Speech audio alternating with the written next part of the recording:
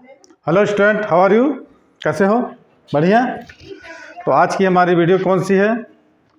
गुरुत्वाकर्षण chapter, gravitation chapter का गुरुत्वीय स्थितिज ऊर्जा। गुरुत्वीय स्थितिज ऊर्जा के लिए जो हम डेरिवेशंस देखे थे उसको हम आज डिटेल्स में करेंगे, ठीक है। तो गुरुत्वीय स्थितिज ऊर्जा, गुरुत्वीय स्थितिज ऊर्जा, उसकी वीडियो पिछले वीडियो में उसका जो है टॉपिक पिछले वीडियो में जाकर आप देख सकते हैं। तो गुरुत्वीय स्थिति, गुरुत्व का जो ऊर्जा निहित होती है उसको हम क्या बोलते हैं? गुरुत्वीय स्थितिज ऊर्जा। उसकी वैल्यू हमने कल निकाला था। कितना निकाला था कि मानव पृथ्वी का नाम है त्रिज्या r, केंद्र से r दूरी पर ए पर हमको कोई पॉइंट लिए थे, उस पर हम गुरुत्वीय स्थितिज का मान ज्ञात किए थे, ठीक है। उसकी वैल्यू हम कितना निकाले? तय G M by x square, और उसका हम इंटीग्रेशन करके हम निकाले थे। तो आज हम देखेंगे पृथ्वी तल के समीप गुरुत्वीय स्थितिज ऊर्जा का मान, ठीक है। तो स्टार्ट करते हैं। तो welcome to my YouTube channel, my name is Rajkumar Tiwari. आप देख रहे हैं फिजिक्स का चैप्टर, गुरुत्वाकर्षण का टॉपिक या वीडियो नंबर 6, 7 जो भी हो देख लीजिएगा। वीडियो अच्छी लगी तो लाइक करके शेयर कीजिएगा और सब्सक्राइब कर दीजिएगा। अब नए हैं तो पहली बार देख रहे हैं तो बेल आइकन को दबाकर, ठीक है। तो चलिए स्टार्ट करते हैं। तो आप देख रहे हैं जैसा डायग्राम में, पृथ्वी जिसका द्रव्यमान m है, ठीक है। और इसका केंद्र कितना है? केंद्र O, त्रिज्या कैपिटल R, ठीक है। थोड़ा सा ध्यान देंगे तो सारी चीज़ें क्लियर हो जाएगी। ध्यान नहीं देने से तो कुछ नहीं होगा, तो ध्यान तो देना ही पड़ेगा। सपोज द अर्थ, क्या लिखेंगे? Surface of the earth to a length, sorry height कितना है? h about the r1। मान लो पृथ्वी का द्रव्यमान कितना है? m है, केंद्र वह है, त्रिज्या r है। पृथ्वी की सतह से h ऊंचाई पर कोई एक बिंदु P लिए हैं। क्या लिए हम? पृथ्वी की सतह से h ऊंचाई पर कोई बिंदु P लिए हैं, और यहाँ पर एक दूसरा ऑब्जेक्ट जिसका द्रव्यमान कितना है? m रख दिए हैं। तो पृथ्वी की ये OP इज इक्वल टू कितना हो जाएगा? त्रिज्या में हम क्या करते हैं? ऊंचाई को जोड़ देते हैं, r प्लस h। क्लियर? तो कल का जो हमने फार्मूला देखा था, कल का क्या फार्मूला देखा था हमने? GMM अपॉन R कल निकाले थे ना, U equal to minus GMM upon R, U equal to GMM bar, है ना। तो जैसे जैसे R का मान बढ़ता है, जैसे जैसे ये निकाले थे कल, और निगेटिव साइन को भी हमने बता दिया था क्या? माइनस। जैसे जैसे R की वैल्यू क्या होती है? इंक्रीज होती है ना। पिंड की गुरुत्वीय स्थितिज ऊर्जा भी क्या होगी? उसी अनुपात में बढ़ते जाएगी। What is R? R मैंने बताया था डिस्टेंस। जैसे जैसे R का मान बढ़ेगा, उस पिंड की गुरुत्वीय स्थितिज ऊर्जा का मान भी बढ़ता जाएगा, ठीक है। जैसे जैसे R का मान बढ़ता जाएगा, उस पिंड की गुरुत्वीय स्थितिज का मान भी बढ़ता जाएगा, क्योंकि यह ऋणात्मक होने लगता है, ठीक है। यदि हमने इसमें R की जगह इनफाइनाइट कर दिया था तो अनंत पर पिंड की गुरुत्वीय स्थितिज ऊर्जा का मान कितना आ गया था? 0 होगा, कि नहीं। अब यदि पिंड को R1 से R2 दूरी तक विस्थापित किया जाए, यदि हम क्या करें? पिंड को R1 से R2 दूरी तक विस्थापित किया जाए, ठीक, तो पिंड की गुरुत्वीय ऊर्जा में क्या परिवर्तन होगी, उसी को हमको देखना है। क्या देखना है? उसी को हमको देखना है। क्लियर? यदि पिंड को R1 से R2 दूरी तक विस्थापित किया जाता है, यदि पिंड को R1 से R2 दूरी तक विस्थापित किया जाता है, तब पिंड की गुरुत्वीय स्थितिज ऊर्जा में क्या परिवर्तन होगा हम देखते हैं। Del U equal to minus GMM upon R2, ठीक है। Minus GMM upon R1। जब इसकी वैल्यू को हम तोड़ेंगे, ठीक है, तो निगेटिव निगेटिव पॉजिटिव हो जाएगा, और इसको हम पहले लिख देंगे GMM अपॉन R1 और माइनस GMM अपॉन कितना हो जाएगा? R2। तो इसमें हम निकाल लेते हैं GMM, तो बचेगा 1/2 R1 माइनस 1/R2। ठीक है। Surface of the earth to a height, क्या लिखोगे? Surface of the earth to a height h above than R1 is equal to R, R1 is equal to R, रेज्ड of the अर्थ,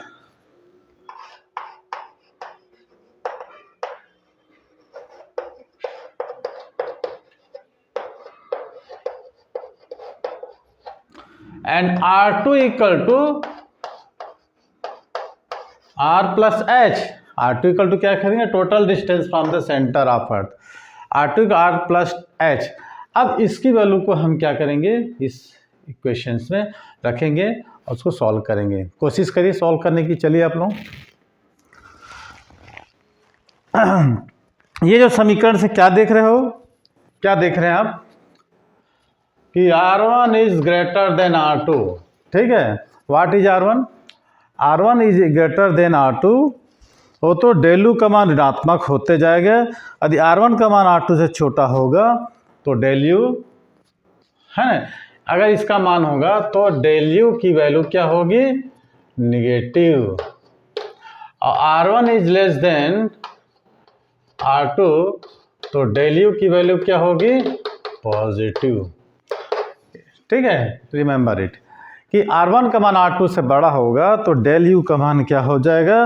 ऋणात्मक, negative. And R1 is less than R2 तो del you भी positive होंगे। इसका मतलब यह है कि जब पिंड को, ठीक है, इसका मतलब क्या है कि जब हम पिंड को नियरेस्ट, पृथ्वी के नज़दीक लाते हैं, तब हम पिंड को पृथ्वी के नज़दीक लाते हैं, तब क्या होगा? जब हम पिंड को पृथ्वी के नज़दीक लाते हैं तो उसकी गुरुत्वीय स्थिति ऊर्जा क्या हो जाएगी? कम होने लगेगी, है ना। गुरुत्वीय स्थिति ऊर्जा कम होने लगेगी, घटने लगेगी। और जैसे ही हम पिंड को पृथ्वी से दूर ले जाते हैं तो पिंड की गुरुत्वीय स्थिति ऊर्जा बढ़ने लगेगी। ठीक है। जब पिंड को पास लाएंगे तो पोटेंशियल एनर्जी क्या होगी? डिक्रीज होगी। और जैसे दूर ले जाएंगे तो पोटेंशियल एनर्जी क्या होगी? इंक्रीज होगी। क्लियर हुआ यहाँ तक? ठीक है। अब इसको चलिए सॉल्व करते हैं। ठीक है, इसको सॉल्व करें। चलिए रखते हैं, ध्यान से देखिएगा। तो del U is equal to, है ना, 1, इसे निकाल लीजिए, GM 1/R1 की जगह हम R रखना है, R2 की जगह R plus H।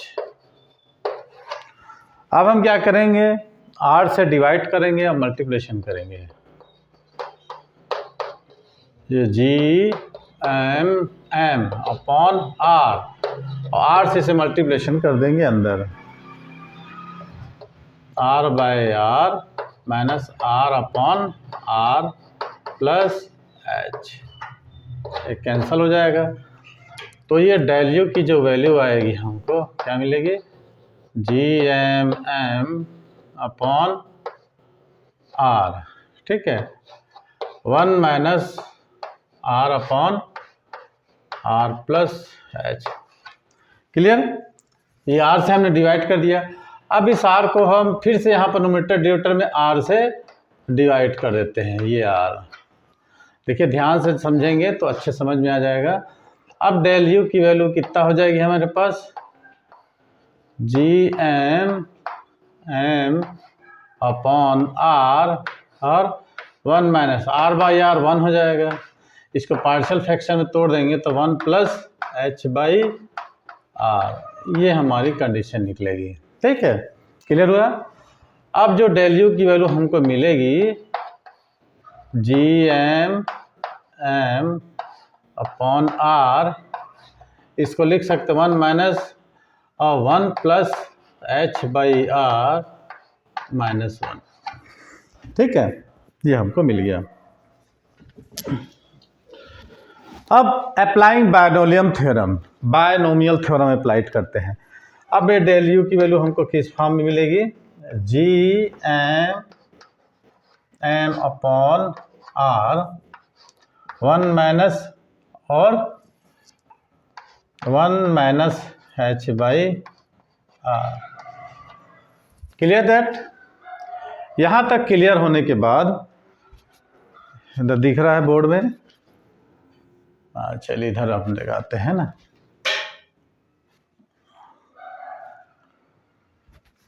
वहाँ लिख देते हैं, इस तरफ लिख देते हैं।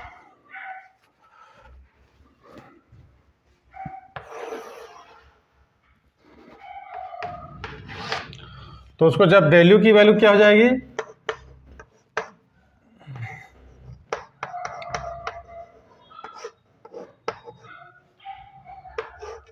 One minus one plus H by R, ये कट जाएगा तो कितना हो जाएगा, जी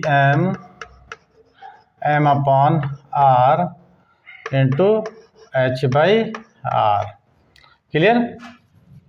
अब ध्यान रखिए, ये हो जाएगा G M by R square M H, but we know that G equal to कितना होता है, G M by R square. यहाँ पर पुट कर देंगे तो डेल यू की वैल्यू हमको मिल जाएगी कितनी, एम जी एच। क्लियर। ये हमको क्या मिला, गुरुत्वीय स्थितिज ऊर्जा, है ना, गुरुत्वीय स्थितिज ऊर्जा की वैल्यू हमको निकल गई। ठीक। Thus, when a body of mass m is taken h distance, क्या लिखोगे इसके बारे में डेरिवेशन करने का, thus when a body of mass m is taken h distance from above the earth surface, its potential energy increase by mgh। यदि किसी द्रव्यमान को, द्रव्यमान के पिंड को पृथ्वी की सतह से ऊपर ले जाते हैं तो उसकी स्थितिज ऊर्जा में वृद्धि होगी। जनरली भी कंसिडर, सामान्यतः हम क्या मान लेते हैं, जनरली भी consider gravitational potential energy of the surface of earth to be zero. हम क्या मानते हैं कि पृथ्वी की सतह पर, फ्रॉम द अर्थ सरफेस, है ना, अर्थ सतह पर, पृथ्वी की सतह पर क्या होता है, ग्रेविटेशन पोटेंशियल एनर्जी, गुरुत्वीय स्थितिज ऊर्जा की वैल्यू क्या होती है, जीरो होती ना। ऑन दैट बेसिस, उसी आधार पर potential energy at A height h above the earth surface is u equal to mgh, है ना।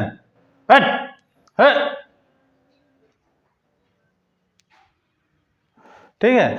हम क्या कर समझते हैं कि पृथ्वी की सतह पर गुरुत्वीय स्थितिज ऊर्जा का मान कितना होता है, 0 होता है। तो पृथ्वी की सतह से h ऊंचाई पर जो गुरुत्वीय स्थितिज ऊर्जा का मान आ जाएगा, कितना आ जाएगा, mgh। ओके। क्या बोलोगे, सामान्यतः पृथ्वी की सतह पर स्थित किसी पिंड की गुरुत्वीय स्थिति ऊर्जा 0 होती है, या मान लिया जाता है। इस प्रकार पृथ्वी की सतह से h ऊंचाई पर किसी पिंड की गुरुत्वीय स्थिति ऊर्जा का मान कितना होता है, mgh। Okay, mgh। Any doubt, clear हुआ। यदि h का मान r के बराबर ले ले तब क्या होगा, बता सकते हो। यदि हम h का मान r के बराबर ले लें तब क्या होगा, गिव मी आंसर, इसको उतार लीजिए पहले। यदि h का मान r के बराबर होगा तो हमको उस फॉर्मूले में हम पुट करेंगे। ठीक है, क्या फॉर्मूला था हमारा, del U equal to M G R 1 plus H by R था ना। यहाँ पर जो हम वैल्यू पुट किए थे, कहाँ गया, चलो देखते हैं। ये माइनस माइनस प्लस था ना, ये H by R 1 plus H by R, तो उसमें हम क्या वैल्यू पुट करेंगे। यदि h बराबर r हो, h is equal to r मान लें हम, तो क्या निकालेंगे हम formula, M G R del U equal to M G R 1 plus r by R. तो क्या होगा, डेल यू इक्वल टू 1/2, है ना, डेल यू इक्वल टू 1/2, ये r कट जाएगा तो 1 1 2 हो जाएगा, एम जी आर, हुआ कि नहीं, ध्यान दीजिए।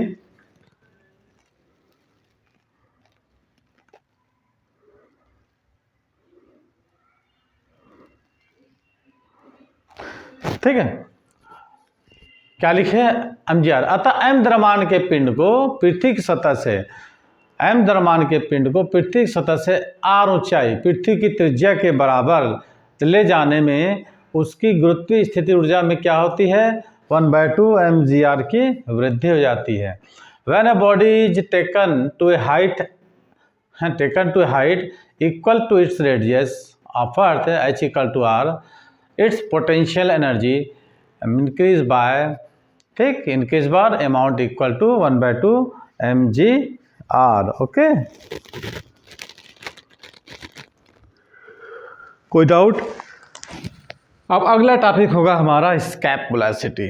क्या होगा? इसके भी सूत्र लीजिए, भी मिटालते हैं। फिर पलायन वेग, क्या लिखेंगे? पलायन वेग। अभी हमारी वीडियो हुई है 15 मिनट की, तो हो जाएगा, मिटाते हैं।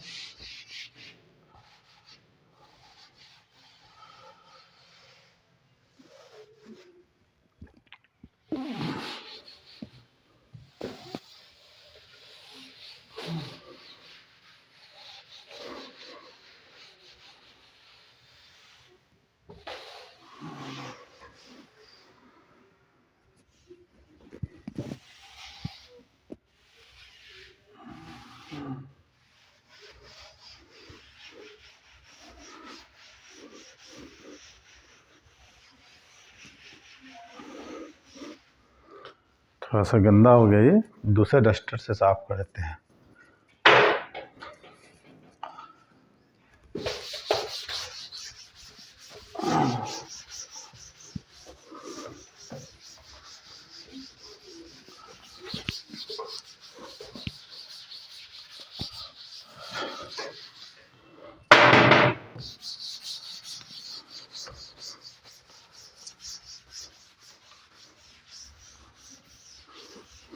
पलायन वेग, हेडिंग डाल दीजिए। क्या डालेंगे? पलायन वेग।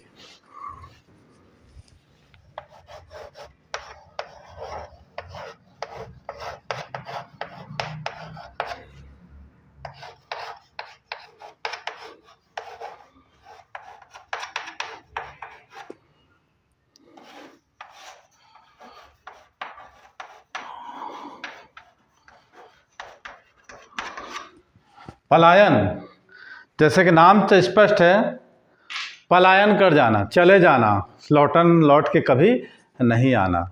पलायन का मतलब लौट के कभी नहीं आना, ठीक है? तो इसी का मतलब होता है पलायन। और वेग, ऐसा वेग से कोई किसी वस्तु फेंका जाए कि वो कभी वो पृथ्वी की गुरुत्वीय क्षेत्र से बाहर चले जाए और लौट के कभी ना आए, ठीक? इसका मान 11.2 किलोमीटर प्रति सेकंड होता है। मैंने 1 सेकंड में 11 किलोमीटर से किसी वस्तु को फेंका जाए तो वह गुरुत्वीय क्षेत्र को पार कर जाता है। और एक बार गुरुत्वीय क्षेत्र को पार किया, हमने लौट कर नहीं आना है। गुरुत्वीय क्षेत्र जहाँ लग ही नहीं रहा है, तो ऊपर जहाँ तक गुरुत्व का प्रभाव रहता है, खींचती है, खींचने वाला नहीं रहेगा तो ऑब्जेक्ट कहाँ रहेगा? घूमते रहेगा ना। उसी को बोलते हैं पलायन वेग। ठीक है, we know that when a particle is thrown upward, जब किसी पत्थर को हम किसी ऑब्जेक्ट को ऊपर फेंकते हैं, we know that when a particle is thrown upward, ठीक है, it moves to certain height, कुछ दूरी तक जाता है, certain height, and then come back to the earth. हम किसी पत्थर को मान लो नीचे से ऊपर फेंकते हैं, तो जितना हमारा ताकत होगा, जब मान लो 3 बच्चे खड़े हैं अलग अलग एज ग्रुप के, तो जितना ज़्यादा, मान लो 10 साल का, 15 साल का, 20 साल का, तो 20 साल का लड़का ज़्यादा फेंकेगा, हो सकता है 15 साल का ही फेंक दे, लेकिन एक्चुअली जिसकी ताकत हो उतना दूर तक जाएगा पत्थर, जाने के बाद नीचे आ जाएगा, ठीक है। तो लिखोगे आप क्या? We know that when a particle is thrown upward it moves certain height and then come break from the surface earth due to its gravitational pull, ठीक है, ग्रेविटेशनल पुल है ना। तो पृथ्वी जो है हर वस्तु को अपने केंद्र की ओर खींचती है, गुरुत्वीय बल के कारण वह वस्तु कुछ दूरी तक जाके निश्चित पर आना ही, ऐसा नहीं कि लटक जाना है, ठीक है। If the velocity of projection is increase, यदि हम क्या करते हैं, तेजी से फेंकें, if the velocity of projection is increase the height attained by the body also increase, जितना हम तेजी से फेंकेंगे, हम कोई धीरे से फेंकें और तेज लगाए तो और दूरी तक जाएगी, ठीक है, तो और डिस्टेंस कवर करेगी, also increase, but the particles come back to the earth, लेकिन फिर वापस आ जाएगी। If you gone increasing velocity of projection stage will reach when the particle does not come back to the earth. यदि हम इसके वेग में लगातार वृद्धि करते जाएं तो एक स्थिति ऐसी आएगी कि वह पृथ्वी पर लौटकर कभी वापस नहीं आएगी। कहने का मतलब जब किसी पिंड को हम ऊर्ध्वाधर वर्टिकल ऊपर की ओर फेंकते हैं तो वह पिंड बॉडी कुछ ऊंचाई तक ऊपर की ओर जाने के बाद पृथ्वी के गुरुत्व के कारण पुनः वह क्या करती है, पृथ्वी वापस आ जाती है। अब यदि हम वेग को और बढ़ाते जाएं तो और ऊंचाई जाएगी, जितना वेग बढ़ाएंगे उतनी ऊंचाई तक जाएगी, और जितनी ऊंचाई तक जाएगी चाहे कितनी ऊंचाई जाए वह पृथ्वी पर लौटकर वापस आती। क्यों? पृथ्वी के गुरुत्व बल के कारण। ओके, ये तो लिख लोगे। इसी तरह पिंड ऊपर की ओर पिंड के वेग को हम बढ़ाते जाएं, यदि हम क्या करें उस पिंड के वेग को ऊपर की ओर बढ़ाते जाएं तो एक स्थिति ऐसी आएगी, है ना, कि उसकी ऊंचाई बढ़ती जाएगी, वेग बढ़ाते जाएं तो ऊंचाई बढ़ जाएगी, और एक स्थिति ऐसी आएगी जबकि पिंड लौटकर वापस नहीं आएगा। ठीक है, पिंड लौटकर कभी वापस नहीं आएगा। इट मीन्स दैट कि वह पिंड, वह ऑब्जेक्ट पृथ्वी के गुरुत्वीय क्षेत्र को पार करके स्पेस अंतरिक्ष में चला गया है, और एक बार कोई ऑब्जेक्ट स्पेस में गया तो वह लौटकर नहीं आता क्योंकि ग्रेविटी वहाँ नहीं होती है। ठीक है, when the particle does not come back to the earth, ठीक है, कम moves out of the earth, क्या होगा? moves out of the earth, है ना, ग्रेविटी, ग्रेविटेशनल फील्ड। तो इसी को हम बोलते हैं पलायन वेग।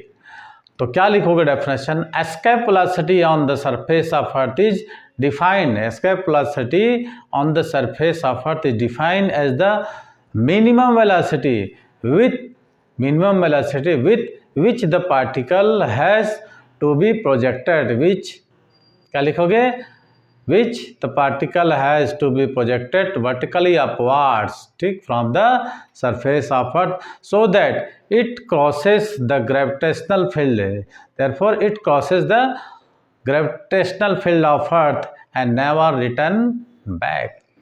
ठीक है, तो पलायन वेग वह न्यूनतम वेग है जिससे किसी पिंड को पृथ्वी की सतह, क्या लिखोगे? पलायन वेग वह न्यूनतम वेग है जिससे किसी पिंड को पृथ्वी की सतह से ऊपर की ओर फेंके जाने पर वह पृथ्वी के गुरुत्वीय क्षेत्र को क्या करता है? क्रॉस कर लेता है, पार कर जाता है, और पृथ्वी पर कभी भी वापस नहीं आता। इस न्यूनतम वेग को हम पलायन वेग कहते हैं। ठीक है, क्या लिखोगे डेफिनेशन सुन लोगे? Escape velocity on the surface of earth is defined as the minimum velocity with which the particle has to projected vertically upward from the surface of earth so that it crosses the gravitational field of earth and never return back। ठीक है, clear? तो पलायन वेग वह न्यूनतम वेग है जिससे किसी पिंड को पृथ्वी सतह से फेंकने पर वह पृथ्वी के गुरुत्वीय क्षेत्र को पार करके अंतरिक्ष में चला जाता है और कभी लौटकर नहीं आता। तो जनरली हम इसे पलायन वेग कहते हैं, और पलायन वेग को हम किससे व्यक्त करते हैं? वी, इसके पलायन वेग किससे प्रदान करेंगे? वी, कोई डाउट नहीं है। एक्सप्रेशन इसका निकालते हैं, क्या निकालेंगे? एक्सप्रेशन।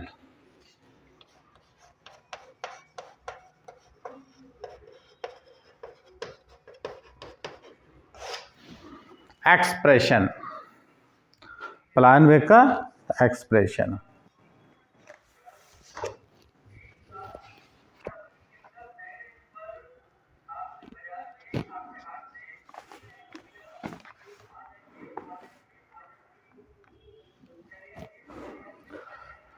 मान लो कि पृथ्वी का द्रव्यमान m है, क्या लिखोगे? माना कि पृथ्वी का द्रव्यमान कितना है? m है। जैसे हम निकालते थे पृथ्वी का द्रव्यमान कितना है, ये अर्थ बना दिए हैं, केंद्र O, त्रिज्या R, और इसका मास है। ठीक है, तो इसे तब माना कि let m be the mass of earth and R be the radius of earth, then the gravitational potential energy of a body then the gravitational potential energy of a body of mass m placed on the surface. ठीक है, यहाँ पर मान लो कोई object जिसका मास m है, यहाँ पर उस पिंड की गुरुत्वीय स्थितिज ऊर्जा, ठीक है, U इक्वल टू देंगे हम minus G m bye r। पृथ्वी का द्रव्यमान है, केंद्र है, त्रिज्या है, पृथ्वी की सतह पर m द्रव्यमान का कोई ऑब्जेक्ट रखा हुआ है, वहाँ पर उसकी क्या निकालेंगे, ग्रेविटेशनल पोटेंशियल एनर्जी। ठीक है, then the gravitational potential energy of a body mass m placed on the surface of earth कितना होगा, minus G m upon r। तो उस पिंड की गुरुत्वीय स्थिति ऊर्जा कितने हैं जाएगी। अब मान लो इस पिंड को हम क्या कर रहे हैं, हमको क्या है का एक्सप्रेशन निकालना है प्लान वेग का, तो इस पिंड को हम क्या करेंगे, पृथ्वी की सतह से अनंत तक फेंकेंगे हम। ठीक है, इसकी गुरुत्वीय स्थिति जो है तो हमने निकाल लिया।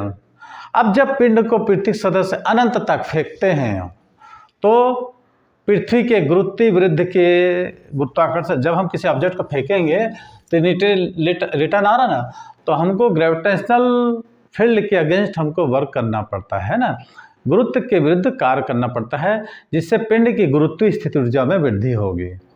ठीक है, फेंक रहे हैं तो गुरुत्वीय त्वरण के विरुद्ध किया गया कार्य गुरुत्वीय स्थिति ऊर्जा में वृद्धि, या गुरुत्वीय त्वरण स्वयं कार्य करेगी तो कम मिलेगी। मान लेते हैं when the body is projected to, when a body projected to infinite distance, when a body projected to infinite distance from the earth surface, work has to be done against gravity, due to which gravitational potential of the body increase at gravitational potential 0। ठीक है, तो पिंड की गुरुत्वीय स्थिति ऊर्जा में वृद्धि बराबर क्या लिखोगे, पिंड की गुरुत्वीय स्थिति ऊर्जा वृद्धि बराबर अनंत पर पिंड की गुरुत्वीय स्थिति ऊर्जा माइनस पृथ्वी की सतह पर, लिखोगे क्या लिखोगे, increase in gravitational potential energy. ठीक है, क्या लिखोगे, पिंड की गुरुत्वीय स्थिति ऊर्जा में वृद्धि, तो अनंत पर पिंड की स्थिति ऊर्जा gravitational potential energy at infinite minus gravitation, GP का मतलब gravitation, GPE at surface of earth.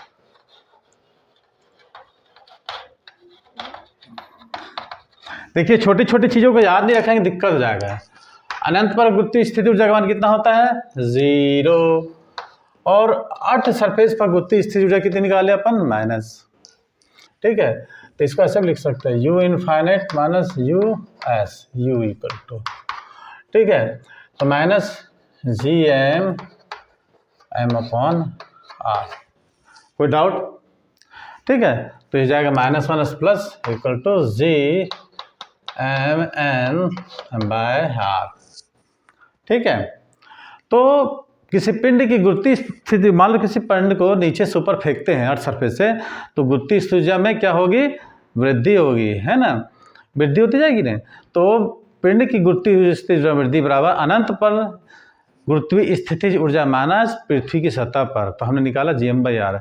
If v is the escape velocity, यदि v क्या है, escape velocity of the body, यदि v क्या है, पिंड की पलायन वेग है, then its initial kinetic energy, initial kinetic energy half mv² होगा कि नहीं, क्लियर हुआ, क्लियर, यह स्पष्ट है, clearly the increased potential energy of the body will be same as its kinetic energy, same is the kinetic energy। तो पिंड की स्थितिज ऊर्जा में वृद्धि होती है उसकी प्रारंभिक गतिज ऊर्जा के क्या होगा, बराबर होगा कि नहीं। तो हम रख देते हैं gm upon r equal to half mv²। कोई डाउट, mm कट गया, ठीक है, 2gm bye r equal to v²। ठीक है, हमको मालूम है कि जी इक्वल टू कितना होता है, G M by R square होता है कि नहीं। तो इसको ऐसे भी लिख सकते हैं, G R equal to G M, ठीक है, बाई आर। तो यहाँ पर हम क्या देखेंगे, 2GR, ठीक है, ये जी एम बाई आर, इसके जगह हम रख दिए G R equal to V E square, तो ये हो गया 2GR इक्वल टू वी ई। ये हमको निकल गया, किसका सूत्र निकल गया, पलायन वेग का, ठीक है। तो गुरुत्वीय स्थितिज ऊर्जा में जो वृद्धि होगी वो किसके बराबर होगी, है, अनंत पर गुरुत्वीय स्थितिज ऊर्जा माइनस पृथ्वी की सतह पर गुरुत्वीय स्थितिज ऊर्जा। तो अनंत पर गुरुत्वीय स्थितिज ऊर्जा का मान 0 होता है, और पृथ्वी की सतह पर मैंने निकाला गुरुत्वीय स्थितिज ऊर्जा का मान कितना होता है, ये निकाले। अब जो पिंड का पलायन वेग v होता है, तो उसकी जो प्रारंभिक गतिज ऊर्जा का मान कितना हो जाएगा, ये हो जाएगा, है ना। तो पिंड की स्थितिज ऊर्जा में जो वृद्धि होगी वो उसके प्रारंभिक गतिज ऊर्जा के बराबर करने के बाद हमने क्या निकाला, ये पलायन वेग का मान निकल गया। इसका एक अल्टरनेट मेथड और है, इसको समझा दूंगा। अब इसका कंक्लूजन निकालेंगे, क्या निष्कर्ष करेंगे। देखिए क्लियर हो गया, आप लोग ऐसे ही एग्जाम में लिखना है, आपको फुल मार्क्स मिलेंगे, ठीक है, आपको फुल मार्क्स मिलेंगे। अभी 31 मिनट की वीडियो हो गई है, तो चलते करते हैं, ओके, देखते हैं। तो इसका क्या कंक्लूजन निकालते हैं। तो पलायन वेग का मान फेंके जाने वाले पिंड के द्रव्यमान तो उसके दिशा पर निर्भर नहीं मिलता। देखिए इसमें m नहीं है, तो जो पलायन वेग का मान है, जो पिंड जो फेंक रहे हैं उसका द्रव्यमान और उसके दिशा पर निर्भर नहीं करता। जिस दिशा में हम क्या करते हैं, पृथ्वी की दिशा में उसके द्रव्यमान पर नहीं निर्भर करता। The value of escape velocity does not depend upon the mass of the body projected, है ना, mass of the body प्रोडक्टेड and the direction is with the projected, direction in which it is projected, okay. तो क्या हुआ कि पिंड के द्रव्यमान और उसके दिशा पर निर्भर नहीं करता है, ठीक है। The value of escape velocity does not depend upon the mass of the body projected and the direction in which it is projected. दूसरा क्या लिखोगे, पलायन वेग का मान किसी ग्रह के द्रव्यमान उसकी त्रिज्या पर निर्भर करता है, ठीक है। पलायन वेग का मान ग्रह के द्रव्यमान उसकी त्रिज्या पर निर्भर करता है। The escape velocity on a planet, the escape velocity on planet depends upon the mass and radius of the planet, ठीक है। The escape velocity of planet किस पर depends upon the mass and radius of the planet, thus the escape velocity is different on different planet. तो क्या बोले कि जो पलायन वेग का मान, ध्यान से सुनेगा, देखिए कंक्लूजन है, ये सब IIT JEE नीट सब में आता है। इसका छोटी छोटी बातों को इसमें क्लियर कर रहा हूँ कि पलायन वेग का मान किसी ग्रह के द्रव्यमान और उसकी त्रिज्या पर निर्भर करता है।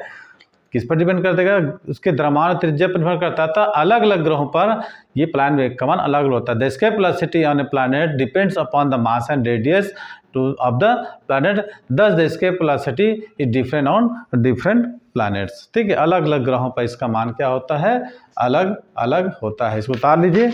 अब हम देखेंगे इसका अल्टरनेटिव मेथड, ओके। इसका हम क्या देखेंगे, अल्टरनेटिव मेथड।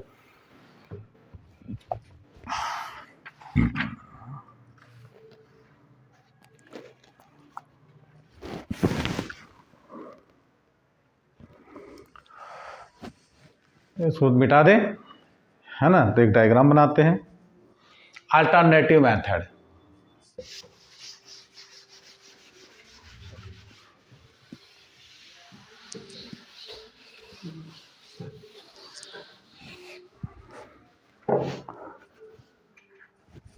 ये लिख देते हैं अल्टरनेटिव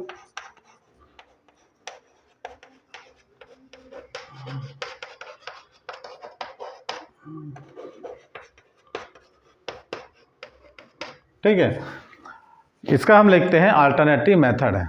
चलिए लिखिए, consider the earth to be a sphere, consider earth to be a sphere, consider to be earth sphere, a mass m and radius r।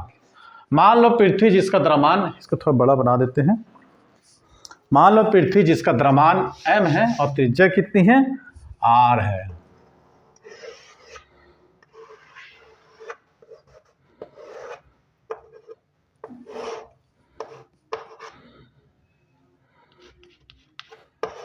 Consider earth mass M and radius R, centre O, ठीक है, with centre O. Suppose the body of mass M lies at point P. माना कि कोई वस्तु जिसका द्रव्यमान कितना है, एम है, वह किसी बिंदु पी पर स्थित है, यहां पर। Consider body mass M lies at point P, ठीक है, distance x from the centre of earth, distance x from the centre, then the gravitation force of attraction, then the gravitation force of attraction. मान लो कोई वस्तु, कोई body जिसका मास कितना है, m है ना, और पृथ्वी की सतह से कितना x दूरी पर किसी बिंदु पर स्थित है, तो इनके बीच जो लगने वाला बल F इक्वल टू कितना हो जाएगा, Gm। हम लोग कर चुके थे, वही चीज़ बार बार आ रहा है। पृथ्वी का द्रव्यमान m है, केंद्र O है, त्रिज्या r है। पृथ्वी की सतह माने केंद्र O से x दूरी पर कोई बिंदु P है जिस पर m द्रव्यमान का कोई ऑब्जेक्ट रखा हुआ है, तब उन दोनों के बीच, पृथ्वी और उस m द्रव्यमान के बीच, कण के बीच लगने वाला आकर्षण बल हमने निकाला, F इक्वल टू Gm/x²। आप लोग लिखो, इसलिए घूम देख रहा हूँ। तो स्मॉल, अब मान लो कोई दूसरा 2 पॉइंट लेते हैं, ठीक है, 2 पॉइंट्स P एंड Q, तो small amount of work done. अब हम क्या करते हैं,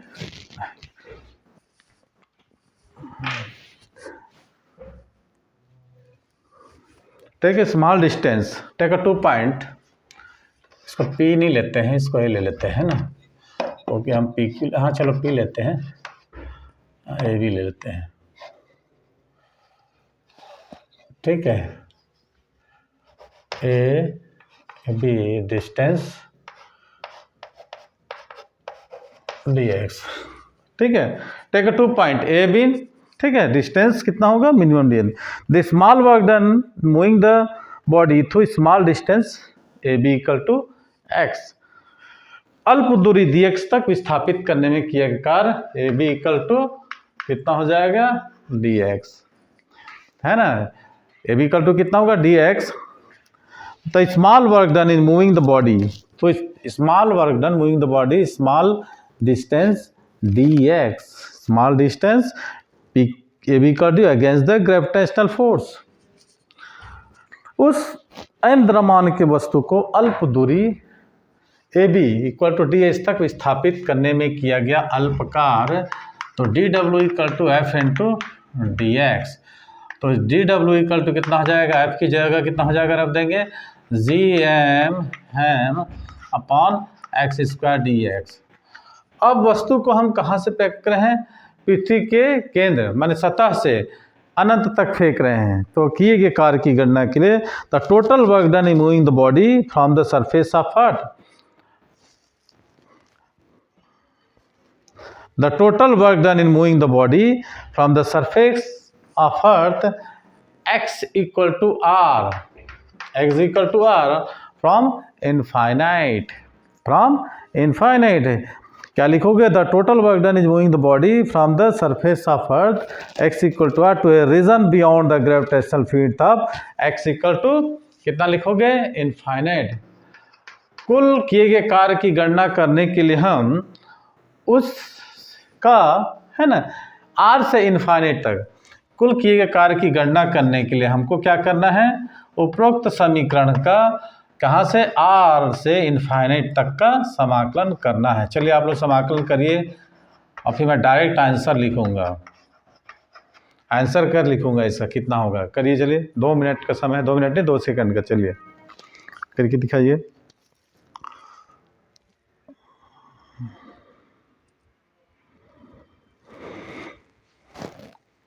ये वाह, बायोलॉजी वाले तो और गधे हैं।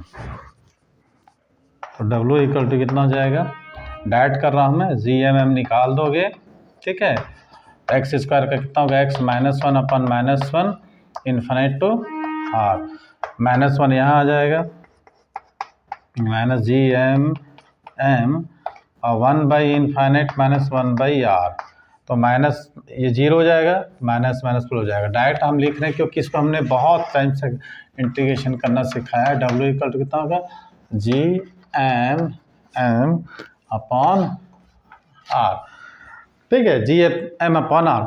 अब ये जो स्थितिज ऊर्जा में मैंने किया गया कार्य हो रहा है, किसी वस्तु को अल्प दूरी dx तक विस्थापित करने में अल्प कार्य जो है ये किसके बराबर होगा, उसके पलायन वेग के बराबर होगा।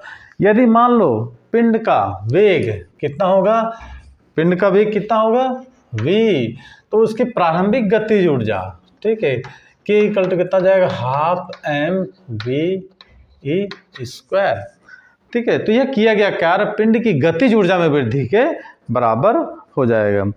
If v is the escape velocity body then the kinetic energy half M V is imparted to the body of surface of earth will be just sufficient to perform work W, ठीक है। दोनों बराबर करिए और v की value निकाल डालिए। चलिए जैसे लास्ट टाइम किए थे, थोड़ा सा नहीं, r equal to half M V E square, same वैसे ही पिछले बार हमने जो किया था, कितना जाएगा, root over 2gm upon R equal to V E. फिर हम क्या करते हैं, G equal to G M R इसका रखेंगे, इसकी वैल्यू हम निकाल देंगे 2g are equal to we. यही हमारा जो है पलायन वेग की वैल्यू निकल के आ रही है, ठीक है। If rho is the mean density of earth, if rho is the mean density, यदि पृथ्वी का माध्य घनत्व कितना होता है, यदि पृथ्वी का माध्य घनत्व कितना होता है रो, तो मास इक्वल टू होता है वॉल्यूम इनटू डेंसिटी। अर्थ किस फॉर्म में है, स्फीयर फॉर्म में, तो 4/3 पाई आर क्यूब इंटू रो। तो इस मास की जगह हम रख के निकाल सकते हैं v इज इक्वल टू, कभी जैसे क्वेश्चन दिया था ना, तो उसकी जगह आप लोग रख के इसको निकाल सकते हैं। ओके, रखिए यहाँ पर 2g/r हो जाएगा 4/3 पाई आर क्यूब रो। तो कुछ कटेगा, एक आर कट जाएगा, तो कितना बचेगा हमारे पास, 4 2 8/3 पाई जी, है ना, और आर स्क्वायर रो, आर बाहर भी निकल सकता है। ये हो गया, क्लियर हुआ आज के टॉपिक। तो आज का टॉपिक में हमने क्या देखा है कि गुरुत्वीय स्थितिज वृद्धि और उसका पलायन वेग के लिए व्यंजक, ठीक है, पलायन वेग के लिए व्यंजक।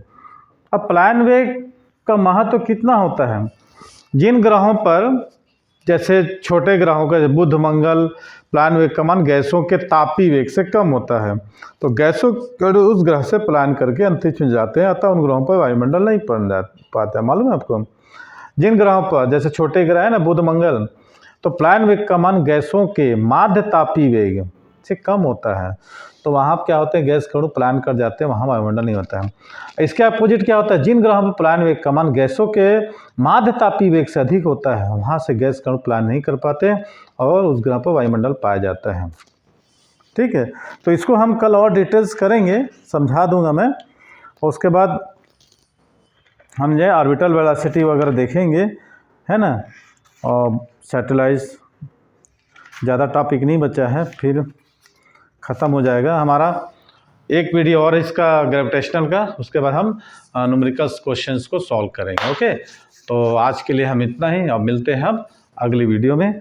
तो वेलकम नहीं, thanks for watching my channel.